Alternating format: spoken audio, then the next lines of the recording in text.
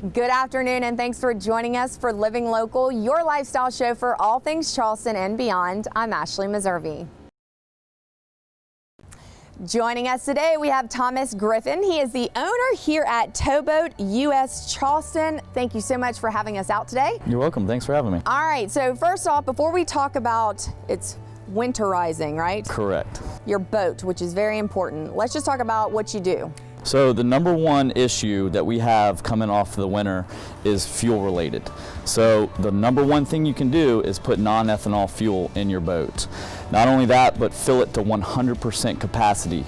That eliminates any moisture being able to build up and mix with your fuel. Because at the end of the day, you know, at TowBoat US Charleston, tell them what you do.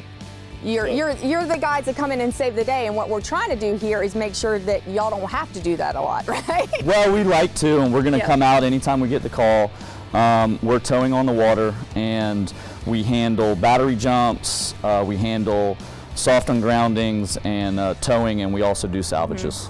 But obviously, you know, it's always good to keep up the maintenance with your boat, right? Absolutely. That way you got a carefree day on the water for sure. Exactly. All right, so what are some of the other things we need to address when it comes to that? Because, I mean, the salt water and stuff like that, is it any different when it's colder? No, you still have to wipe it down and do that kind of stuff, right? Yeah, not really. I would say, though, all these boats with potable water tanks do drain the potable water tanks or put a potable water antifreeze in them because they'll freeze and bust. What is a potable? Potable water tank. Okay, what is that? So a lot of boats have like a washdown system or a hand washing station, and there's a tank on board with water in it that's technically drinkable, but you drain that tank so that way it doesn't freeze and crack. Gotcha. Learn something new every day. What is the number one thing you think that people do most often when it comes to, you know, not maintaining their boat, especially when it gets colder? It's definitely the fuel related issues. That's what we see the most. And after you use non-ethanol fuel, which is harder to get and a little more expensive, but it's so worth it, and after you make sure the tank is at 100% capacity, add some sort of fuel stabilization to it. Okay, so is that different fuel than you do for the rest of the year?